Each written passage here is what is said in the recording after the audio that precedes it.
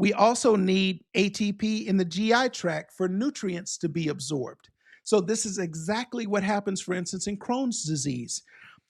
You don't have enough ATP to power up the healthy cells along the GI mucosa, and now nutrients can't be absorbed. So now they're going to have things like nausea, vomiting, diarrhea, right? Okay. For instance, I'm going to come back to respiratory tract. Let's go to uterus. Okay.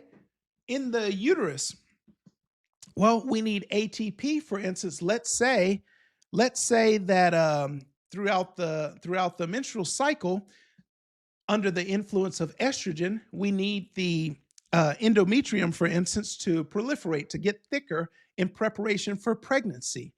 Obviously, if there's no pregnancy, if there's no implantation, the endometrial layer gets sloughed off every month, and that's what happens during the menstrual cycle. Well, if we don't have enough ATP, that whole process can't work.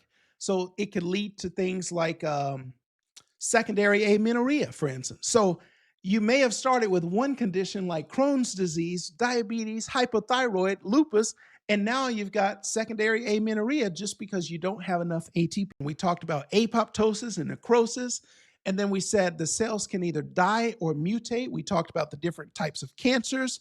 For instance, we said the most common types of cancer are skin, GI, and bone marrow.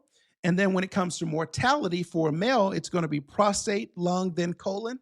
When it comes to mortality for a female, it's going to be breast, lung, then colon.